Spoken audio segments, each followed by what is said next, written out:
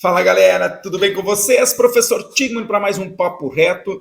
Vou fazer uma seleção de papo reto agora falando sobre os princípios do treinamento físico. É um assunto que para mim, nas minhas aulas, é o ponto de partida quando a gente fala de treinamento. Quem não entende dos princípios do treinamento não consegue prescrever da forma mais eficaz, mais adequada e de menos risco. Vamos lá então falar um pouquinho. Bem, rapidão assim, ó, a ideia é cada vídeo desse falar um pouquinho sobre cada princípio. Basicamente eu considero os 5 princípios mais importantes. Princípio da sobrecarga, princípio da individualidade, princípio da especificidade, princípio da continuidade e princípio da variabilidade. São 5 princípios. A literatura, aí, alguns livros trazem como princípio da adaptação, da reversibilidade, alguns desdobramentos. Né? A literatura não tem um consenso sobre quais são, mas no meu entendimento, acredito que os principais sejam e poderiam ser concentrados. Porque, veja bem, adaptação e reversibilidade tem a ver com consequências do treinamento. Então, quando você realiza uma estrutura, um treinamento, você organiza pensando nesses princípios, você pode alcançar um resultado, uma adaptação. Essa adaptação pode ser positiva ou até negativa, e você pode não ter a dose e os critérios adequados e perder isso, ter a reversibilidade. Então, são basicamente 5 os princípios. Vou começar pelo princípio que eu julgo mais importante, que é o princípio da sobrecarga. O princípio da sobrecarga é aquele que diz que à medida que a gente dá um estímulo para uma pessoa, ela pode ou não ter um resultado satisfatório ou não. Então veja bem, se eu pedir para você levantar 3 vezes da cadeira, levanta, senta 3 vezes, uma vez por semana, provavelmente isso é uma sobrecarga. Por quê? Porque é um esforço acima do seu nível de homeostase, do seu nível de equilíbrio. Você está em equilíbrio, você está em repouso, você levantou 3 vezes.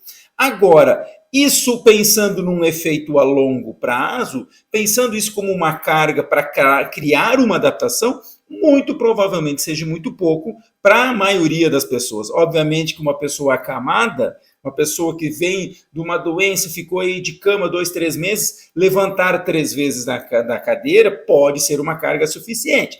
Bem, vamos falar isso no outro princípio da individualidade. Mas então, assim, a carga é isso, é o estímulo que você dá para o seu sujeito. E veja bem, partindo desse exemplo das 3 levantadas da cadeira, a gente tem que entender que uma carga ela pode ter um estímulo que pode ser muito fraco, esse estímulo pode ser apenas fraco, esse estímulo pode ser moderado, esse estímulo pode ser forte ou muito forte.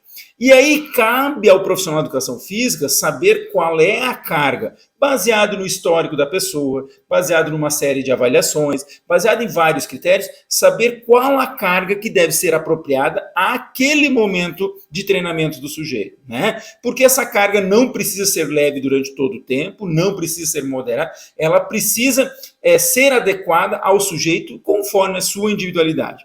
Bem, as cargas, normalmente, as cargas que provocam um efeito benéfico, aquelas que realmente conseguem provocar adaptações satisfatórias, são as cargas que são de moderadas a altas, né? Na área do treinamento, na área da adaptação, na área biológica do ser humano, cargas moderadas a altas, tanto que, por exemplo, frequência cardíaca de treinamento é de 60% a 80%. Às vezes se treina 90 a 100, às vezes se treina 50 a 40. Mas a grande faixa de carga adequada é essa. Quando você fala em treinamento de força, a gente fala em treinamento de cargas de 50 a 70, 60 a 80, dependendo do objetivo. Então você vê que não é o moderado, não é a média, não é 50% e também não é 100%. Então as cargas que provocam adaptação, na maioria das vezes, e aí é importante que a gente entenda, isso sempre vai ser específico ao que você quer trabalhar. Aí é outro princípio, o princípio da especificidade.